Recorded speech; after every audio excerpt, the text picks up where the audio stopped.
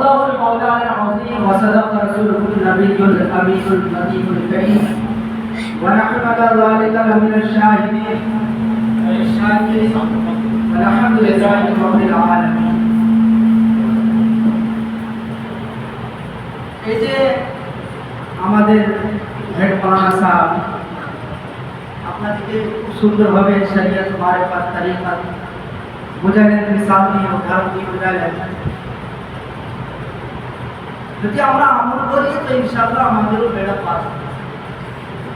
তাই আমি বেশি গল্প করবো না, নিজের বক্তব্য আছি। আজকে হযরতে মুজাদ্দিদ আল-কিসানি আলাইহি রাহমাতুল ইসমানের উরসে শরীফ, তাই আমরা সকলে মিলে কিছু চাঁদা করে আমরা কিন্তু আজকে এটাকে মানাচ্ছি। এই উরসে শরীফটা আজকে আমরা মানাচ্ছি, অনেক মানুষের দিনের মধ্যে কিন্তু ব্যথা উরসে মানাবার কি দরকার, কি প্রয়োজন। অনেক মানুষ বিভিন্ন রকম বিভিন্ন ধরনের মানুষ কিন্তু এই কথাটাকে ছড়ায়। আজকে আমরা বলবো, আজ আমি আপনাদেরকে বুঝাতে চাইছি যে উরসে শরীফ মানাইলে কতটা ফায়দা আছে এবং কি কি ফায়দা আছে ইনশাআল্লাহ আপনারা জানবেন। মনে করুন এই উরসে শরীফের মধ্যে আমরা ওনার জীবনী পুরো জীবনের তো বয়ান করতে পারবো না, কিন্তু যদি ওনার সম্বন্ধে কিছু আলোচনা মানুষের মধ্যে রাখি তো অবশ্যই ইমানের মধ্যে তাজগি আসবে, ইমানের মধ্যে তাজগি আসবে, यानी ईमान मजबूत होगा। আমার ভাইরা বন্ধুরা, এই যে উরসে শরীফ আমরা করছি এর মধ্যে ফায়দা কি আছে শুনুন। এরকম একটা উদাহরণ দিই, দুনিয়াতে আমাদের দোকানদারি আমরা করি কি করি না। এবারে আমি একটা দোকানদার কাছে গেলাম, আমি বললাম ভাই আমাকে আলু দাও, সে কিন্তু আলু দিল। আমি বললাম ভাই আমাকে পেঁয়াজ দাও, লঙ্কা দাও, এই দাও, ওয়াই দাও, কালা দাও। এটা আমার মর্জি, আমি নিজের মর্জির হিসাবে আমি কিন্তু ওর কাছে মাল নিব। আর যদি ওনার কাছে আমি চাই আলু দাও, আর যদি আমাকে নিজের তরফ থেকে পেঁয়াজ দেয় আমি নিব না। यानी যে জিনিসটা আমি চাবো সেই জায়গার মধ্যে আমার কিন্তু মার্জি হবে, সেই জায়গার মধ্যে আমার ওখানে মার্জি চলবে, ওর মার্জি চলবে না।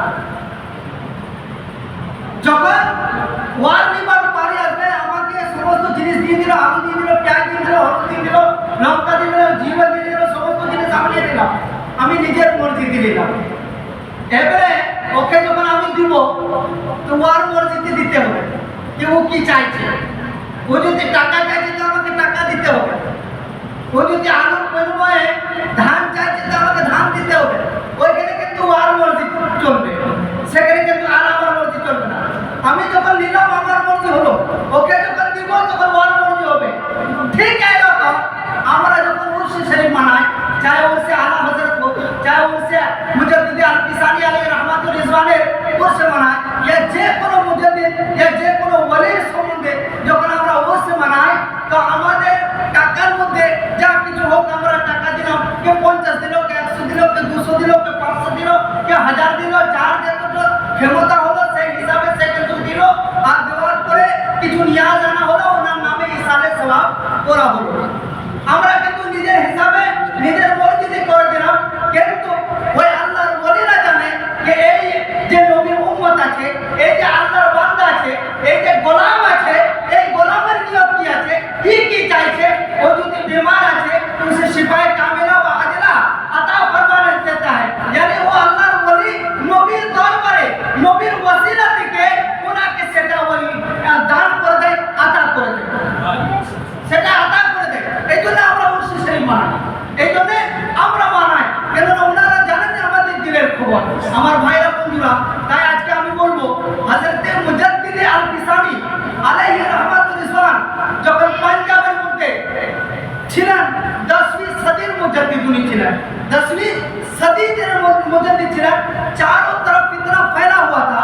फितना क्या फैला हुआ था कि अकबरुद्दीन जो एक बादशाह, विशाल बादशाह, से टाइम में কিন্তু ও কিন্তু মুরতাদ হয়ে গেছে। ও কি হয়ে গেছিল? মুরতাদ হয়ে ওর স্ত্রী ওকে মুরতাদ করে দিয়েছিল। কেন? এই জন্য যে ওর শিক্ষা ছিল না, আকবর উদ্দিনের কোনো শিক্ষা ছিল না, কোনো দিনে ইসলামের জ্ঞান ছিল না, তাই সে মুরতাদ হয়ে গিয়েছিল। মুরতাদ হয়ে গিয়েছিল, কিছু ওর যে ওয়াজির ছিল, ওয়াজিরের কারণে সে মুরতাদ হয়ে গিয়েছিল। তাই ও কি বললো, যে ওর স্ত্রী বললো যে তুমি একটা কাজ করো, যে এই যে দিন তুমি দিন इस्लाम ये चलছো, এই इस्लामটাকে পরিবর্তন করো, यानी इसको बदल दो और कोई दूसरा धर्म बनाओ, ऐसा धर्म बनाओ कि जिस धर्म में सब आ जाए, जिस धर्म में सब आ जाए। अब স্ত্রীর মশওয়ারা নিয়ে আকবর উদ্দিন কি করলো, কি ধর্মটাকে পরিবর্তন করে দিল আর বলল মসজিদ যে আছে ওই মসজিদের মধ্যেও তুমি মূর্তি রেখে দাও, ওই মসজিদের মধ্যে মূর্তি রাখো। প্রত্যেকটা মসজিদের মধ্যে কি করতো, সে মূর্তি রাখা করাইলো, মূর্তি রাখলো। আমার ভাইরা বন্ধুরা, সমস্ত অলমাই কেরাম ওনাকে কুফরের ফতোয়া দিতে লাগলেন, সমস্ত আলিমরা ওনাকে কুফরের ফতোয়া যখন দিয়ে দিলেন, তখন ওই আলিমের মধ্যে আমাদের মুজাদ্দিদ আল কিসানি আলাইহির রহমান, यानी আহমদ ফারুকি সরহন্দি রহমাতুল্লাহ তাআলা আলাইহি উনিও ছিলেন। তো কি বললেন, আকবর উদ্দিন ওনাদিকে ধরে বেঁধে বুঝাইতে লাগলেন, কিন্তু ওনারা শরীয়তকে ছাড়লেন না, শরীয়তে কে ছাড়লেন না। আকবর উদ্দিনে যখন কোনো পাওয়া চললো না, দেখছে কি মুজাদ্দিদ আল কিসানি আলাইহির রহমাতুল্লাহ তো আমাকে ভয় করছে না, তখন কি করলো, ওকে হযরতে মুজাদ্দিদ আল কিসানি আলাইহির রহমাতুল্লাহ কি করলেন, कि ওনাকে কয়েদ করে দেওয়া হলো, यानी জেলখানার মধ্যে ভরে দেওয়া হলো। জেলখানার মধ্যে 8 বছর কি 10 বছর পর্যন্ত উনি থাকলেন, তার সত্ত্বেও ইসলামকে ছাড়েন নাই, দ্বীন ইসলামের প্রচার ওইখানের মধ্যেও করতে লেগেছিলেন উনি। 8 এবং 10 বছর পর্যন্ত যখন ইসলাম প্রচার করতে লাগলেন, ইসলাম ওইখানে ফেরাতে লাগলেন, উনি সেই জায়গার মধ্যে নামাজ পড়তেন।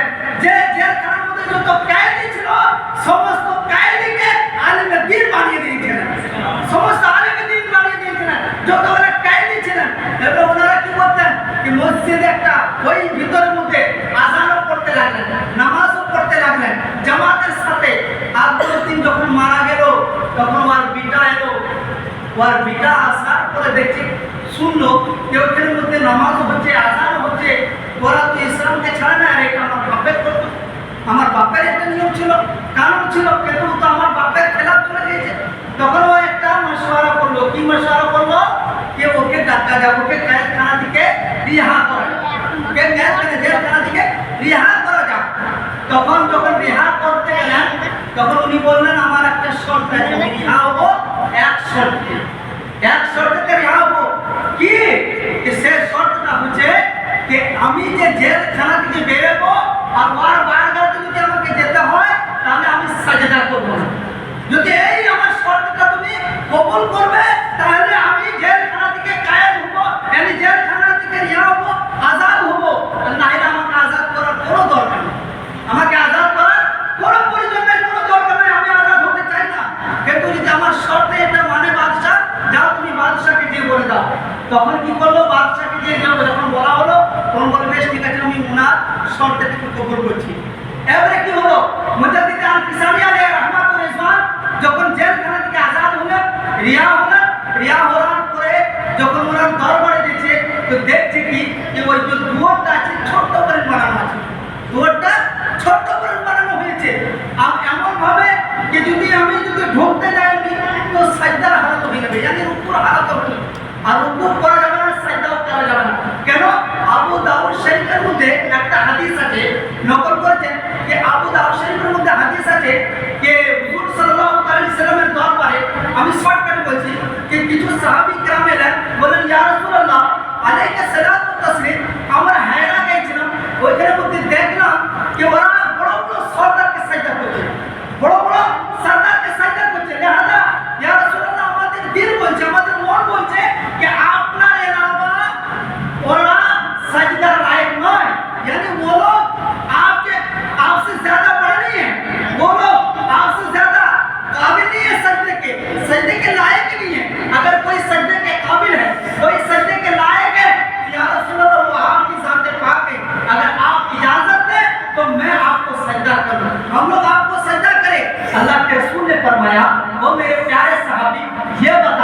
कि जब मेरा विशाल हो जाएगा, मैं जब जाहिरी जिंदगी को छोड़कर दूसरी जिंदगी में शामिल हो जाऊंगा, तो ये बताओ क्या उस वक्त भी मेरे मज़ार पर, मेरे रोज़ा शरीफ पर जाकर सजदा करोगे? कहा कि या रसूल अल्लाह नहीं।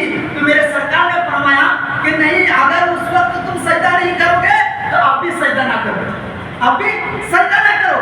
बल्कि अगर मैं सजदे का हुक्म देता तो हर औरत से कहता कि तुम लोग अपने अपने शौहर को सजदा करो, अपने अपने शौहर को सजदा क्या करो। আজিজানি গ্রামে ওকা তাই আবু দাউদ শরীফের মধ্যে হাদিসটাকে নকল করেছে যে সারা আবু দাউদ শরীফে যে হাদিসটা কিতাব সারা আছে, সে সারার মধ্যে আপনি দেখতে পারেন ওলামায়ে কিরাম বলছেন যে সাজদা যে আছে সেটা একটা ইবাদত। সাজদা কি ইবাদত, আর ইবাদত শুধু আল্লাহর জন্য করা যায়, বাদ বাকি কারোর জন্য না। এই জন্য সেটা হারাম আছে। আমার ভাইরা বন্ধুরা, আমি বলছিলাম যে মুজাদ্দিদ আল কিসানি আলাইহি রাহমাতুল ইসলাম যখন দেখলেন যে দুয়ারটা ছোট, উনি কি বললেন, প্রথম পাটাকে ভিতর করলেন, তারপরে এমন ভাবে উনি ঢুকলেন কি যেরকম তৌহিদ হয় কিন্তু সাজদা না হয়, রুকুর হালাতও যেরকম না হয়। তো উনি এমন ভাবে ঢুকলেন কি তৌহিদ হলো আর রুকুর হালাতও হলো না আর সাজদাও হলো না। তো বাদশা দেখলো কি এ তো সাজদাও করলো না। আমার ভাইরা বন্ধুরা, যদি বক্তব্য বাড়াবো অনেক বেড়ে যাবে, লাস্টে একটা ওয়াক্য আমি ছোট্ট করে বয়ান করে দিই, আর যদি টাইম না থাকে আমি নিজের বক্তব্য এখানে সমাপ্ত করি। আমি নিজের বক্তব্য এখানে সমাপ্ত করি। মামা আলাইনা ইল্লাল বালাগ।